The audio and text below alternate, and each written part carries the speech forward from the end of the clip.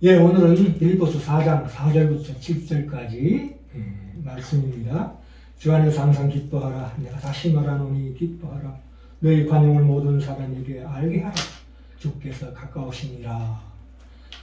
아무것도 염려하지 말고 다만 모든 일에 기도와 간구로 너희 구할 것을 감사함으로 하나님께 아뢰라. 그리하면 모든 지각에 뛰어난 하나님의 평강이 그리스도 예수 안에서 너희 마음의 생각과 마음의 생각을 지키시리라.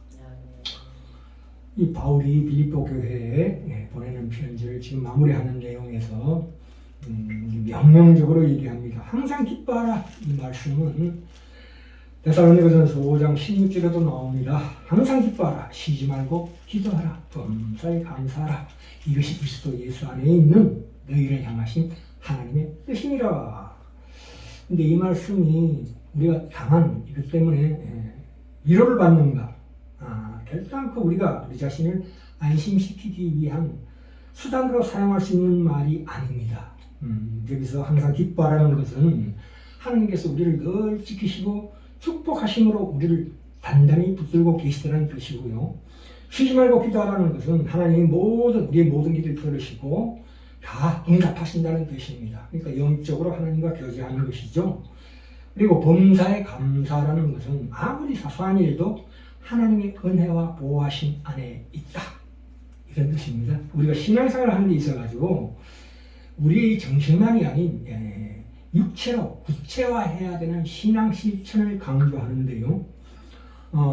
우리는 하나님이 어떻게 우리 구원, 우리를 부르시고 구원을 완성하고 이루어가시는 일에 어떻게 하시는가를 잠잠히 기다려야 합니다. 그래서 관용하라는 것입니다. 5절에 나와 있다시피 너희 관용을 모든 사람에게 알게 하라. 왜냐하면 주께서 가까우시니라. 주께서 가깝다는 것은 우리가 주의 약속의 날이 우리 현실에서는 느낄 수가 없습니다. 멀어 보입니다. 아무 느낌도 없고요. 그러나 배후에서 이 역사와 현실 속에서 하나님께서 그 목적을 향해서 하루하루 우리를 인도하시며 일하고 계신다는 뜻입니다.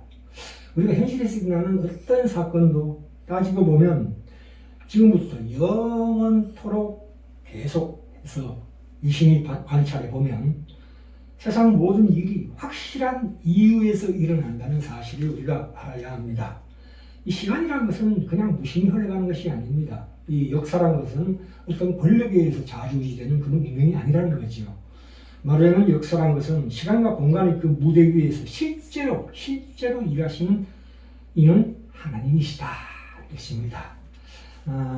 우리의 신자적인 현실이 참 우리의 기대와 전혀 다르다는 것에 대한 그 오해와 그 억울함, 그런 것을 말하자면 하나님의 일하심이 그런 것인데 그것을 이해하지 못하고 당한 시간이 참으로 고통스럽다고 생각하는 것은 잘못된 것입니다. 이 시간 속에서 펼쳐지는 이 우리의 오해와 억울함, 그런 사건들이 말하자면 하나님이 우리를 구원의 완성으로 이끄는 그 과정이라는 것을 반드시 인정해야 합니다.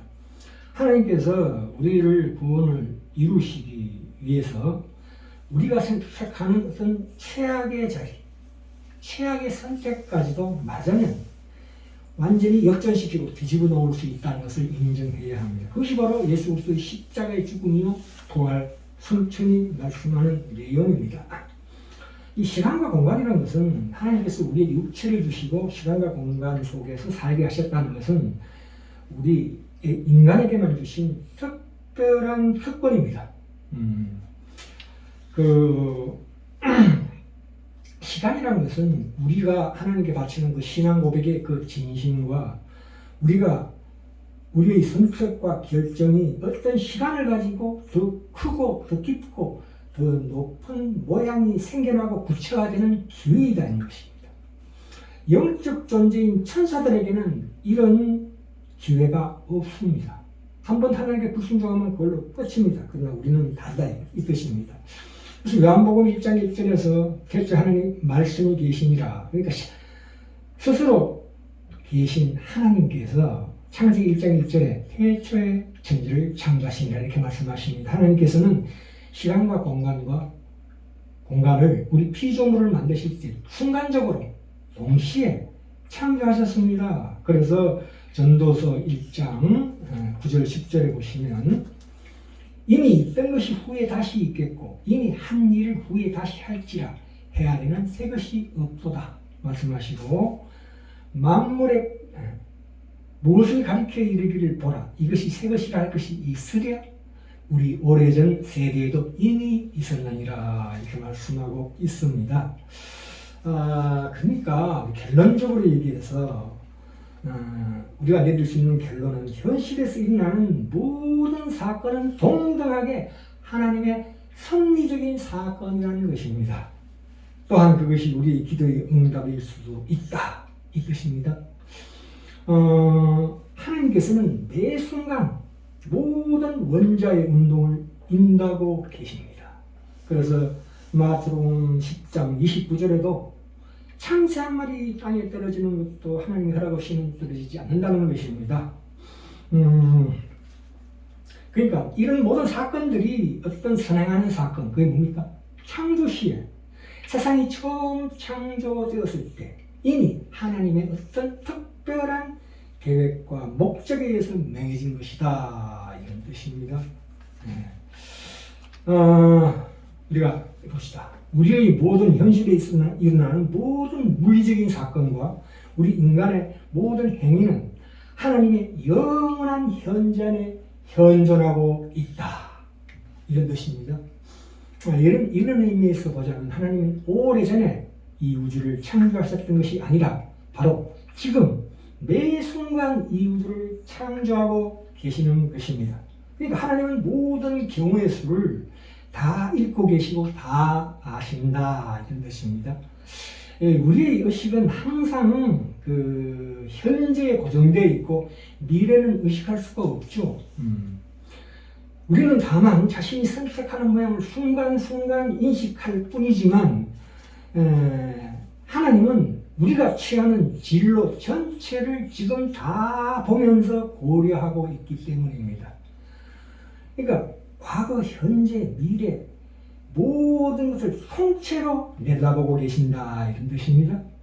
우리의 자유의지로 그려지는 어떤 선이 하나가 아니라 수억 개, 수십억 개가 되겠죠. 우리 신자들의 기도가 그렇다 할지라도 하나님께서는 우리가 큰 병풍에 수많은 선을 이어서 수를 놓아서 작품을 완성하는 것처럼 하실 수 있다 이거예요. 이 시공간이라는 그 평면 위에 우리가 그리는 모든 것들을 다 감안해서 고려하고 계시다. 내가 만약 하나님께 기도를 한다면 이 디자인의 법칙상 하나님께서는 다른 사람의 기도도 그에 맞추어 달라지게 할 수 있다 이런 뜻입니다. 하나님께서는 이미 정책 패턴을 결정했을 때 모든 것을 고려해 두었던 바이기 때문입니다. 우리가 하는 기도의 대부분을 철저히 분석해 보면 우리가 어떤 기적을 청하는 것이든지 아니면 그 모든 것들, 그 토대가 우리가 태어나기도 전에 이 우주가 생겨나기도 전에 하나님께서 먼저 계획하셨던 것이다 이 뜻입니다. 물론 이러한 그 하나님의 시간을 초월한 무시간적인 그 어떤 맞춤이 우리 의식에는 연속적 진행으로 말하자면 기도와 응답으로 와닿지만 말입니다. 좀 부정적인 예를 한번 들어볼까요? 어떤 한 사람이 교통사고로 죽는 것은 작가인 하나님께서 죽기를 원했기 때문이냐 아니면 그 차량의 운전수의 잘못이냐 아니면 교통사고 당한 본인의 부주의가 잘못인가 라고 물으신다면 그 두 가지 이유 모두라고 답해야 한다는 것입니다. 이 현실 세계에 일어나는 모든 사건은 다 성리적 사건입니다.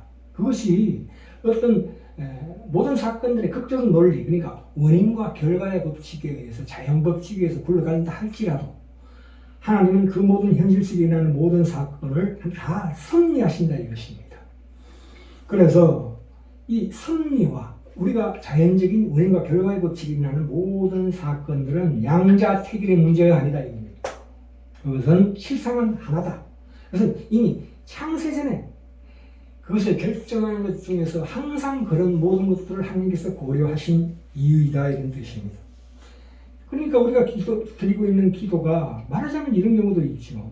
오후에 일어나는 일이 오전에 일어나는 일이 어떤 사건의 부분이 될 수가 있다. 시간이 역전이 일어날 수가 있다 이겁니다. 그러나 물론 되돌릴 수는 없지만 그 사건으로 인한 부정적인 것들을 최상의 긍정으로 하나님께서 역전시킬 수 있는 능력이 풍부하신 분이시다는 것을 우리가 항상 기억해야 합니다.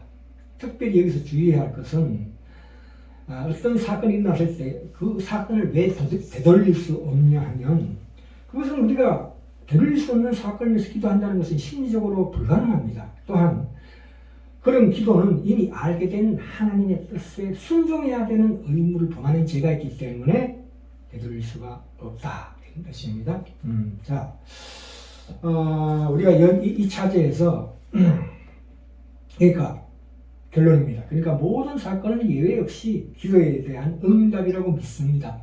하나님께서 들어주시든 거절하시든 하여간 하나님은 관계된 모든 이들의 기도와 그들의 필요를 다 고려하시기 때문입니다. 하나님께서는 모든 기도를 다 들으십니다. 비록 모든 기도의 내용을 다 들으시는 것은 아니지만 말입니다. 그리고 이런 경우가 있죠. 악인들에게도 자유의지를 허용하시는 하나님의 뜻이 뭐냐? 그것은 더 큰 선을 이루는 하나님의 뜻일 수 있다. 그것은 우리에게 주신 경고와 교훈일 수 있다는 것입니다. 자, 이 빌립보서 4장 6절 이하에 나오는 말씀 봅시다. 아무것도 염려하지 마라. 기도해라. 감사함으로 하나님께 아뢰라 하는 것은 결정권이 하나님의 신실하시고 전능하신 손에 있음을 기억하라는 뜻입니다. 그러니까 궁극적인 승리가 하나님의 손에 있다는 것을 기억하고 지금 우리가 할 수 있는 것을 하라. 우리가 할 수 있는 일이 무엇입니까? 믿음의 그 위대한 현실이라는 게 무엇입니까? 그것은 우리가 그 사건 앞에서 쩔쩔매는 것입니다. 막연한 것이고 불안한 것입니다.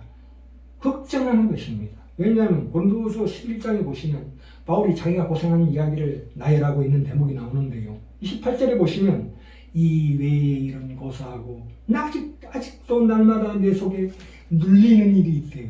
왜 눌립니까? 바울의 마음이 왜 그렇습니까? 왜 근심합니까? 왜 안타까웁니까? 왜 걱정합니까? 그것은 모든 교회를 위하여 염려하는 것이라.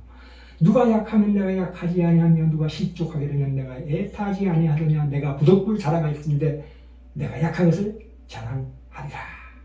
안타까워하고 걱정하는 것입니다. 마냥 이런 경우에 난 기도해서 다 응답받았고 그런 것에서 다 벗어났다. 그것은 큰 거짓말입니다. 사람이 믿음이 있어서 마음이 평안한 사람은 없습니다. 마음이 불편하지만 하나님께 맡기는 것입니다. 그 모호하고 억울한 것을 감수하는 것입니다. 그래서 사도 바울이 그랬습니다. 바울은 내가 넉넉해가 이겨서 이야기하는 것이 아니라고 고백하고 있습니다. 그 막막함과 안타까움과 걱정들을 감수할 뿐이다. 거기다가 더 한 걸음 더 나아가서 자기가 저지르는 그 잘못된 실패에 하나님을 불러드립니다. 뭐라고 합니까? 고린도후서 11장 33절에 보시면 나는 광주리를 타고 말씀을 전하다가 도망갔다. 나는 광주리를 타고 덜창문으로 성백을 내려가 그 손에서 벗어나노라. 자기 부끄러운 이야기에 하나님을 불러내고 있습니다. 왜냐하면 바울은 하나님의 뜻과 약속과 목적을 알기 때문에 시간의 한계 속에서 감수하는 그 안타까움을 견디는 것입니다. 그것이 우리 신자들의 가야 할 길입니다.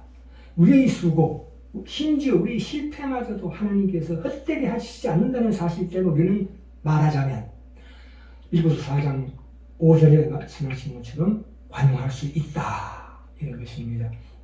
이것은 거기에서만 참으로 기독교의 특징인 기쁨과 감사가 저절로 속에 영혼에서 우러나올 수 있다는 것입니다. 이것은 세상의 원리와는 전혀 다른 것입니다. 참 많은 사람들이 밤에 별이 총총 빛나는 하늘의 경이로운 광경을 보고 경이감을 느끼고 초월감을 느낍니다만 그러나 별빛 자체가 마음에 동경을 낳는 것은 아닙니다. 그것은 이미 그 자리에 있던 것을 우리에게 드러내 보여줄 뿐입니다.